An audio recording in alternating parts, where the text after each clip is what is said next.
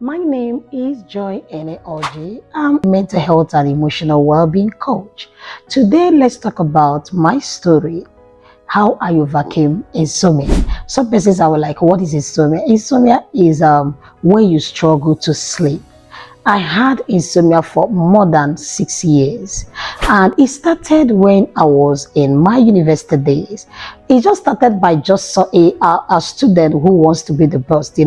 When students just want to be the best of themselves. So I studied all through the night. So over the years, I kept studying all through the night. I kept doing this and doing it. I didn't know it has become a lifestyle. So one after I've graduated, went for my youth service, and I came back. Even all those days, I struggled sleeping at night, but I was not calling it as a problem. Actually, this can continue like this until it became a concern to me. When you have gotten a job and you are going to work every day, you return back, you're expecting yourself to rest, but you're no longer resting. I caught the attention of some persons, my loved ones, to it, and we're like, but you read a lot, over the years, you've been reading and all that. So, but this time around, I need rest. And that's how sleepless night came in. And sleepless night just doesn't happen. It comes with a little kind of fear or anxiety mixed together. And this is how I started struggling with sleeping at night. It gets to the extent that sometimes I will take sleeping pills. It doesn't actually work for me. When I notice that if I take the pills, it doesn't make me sleep, I started looking for a way out. I just want to make the story short. So I struggle with insomnia, struggling to sleep. And one of the implications of it, when you don't sleep as you ought to, you'll be experiencing necessary stress. You'll be experiencing some physical illness. And that's one of the things that makes me almost, those days I was almost every time I'm sick. Why? I don't sleep when others are sleeping. At night, I end up looking for how to manage it by switching into movies and doing a whole lot of things that's not necessary. Waking up in the morning with migraine, with issues of life.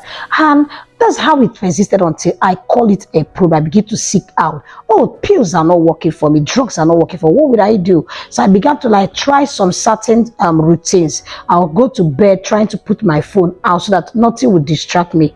And I kept doing it out until the truth is that how I want this is through scripture.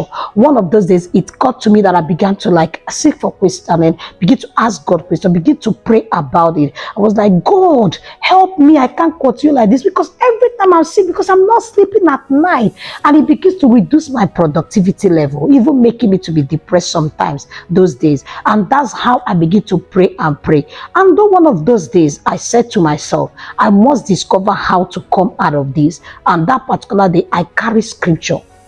And I began to dig deep into the scripture. And when I came into the scripture, I saw he giveth his beloved sleep.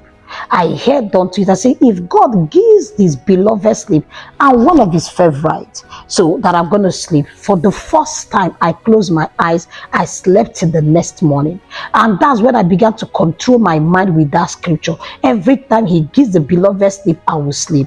It comes to the extent that I now sleep so much well that if you are with me, no matter how busy I am, when it's time to sleep, I sleep. That means God has healed me from insomnia. But if I don't talk about my story, how will it help another person out there? Maybe you're struggling with sleep. I just wanted to go back as a Christian, if you are, to quickly get that scripture. He giveth his beloved sleep. So many people don't sleep because of issues, because of physical illness, pain, and as a result of maybe your own story, maybe the way you were living your life as a child, you grew to be struggling with it as an adult without actually understanding why you are actually going through it. When you want to come out of this, one of the things or three things you can do, number one thing is meditation helps you to understand where your problem is coming from. Just like I did, you begin to meditate as if what could be the problem, dig the problem to solve it from the root. Number two, begin to get gadgets out, begin to take social media out, stay away from screen. It's going to help you in shutting down.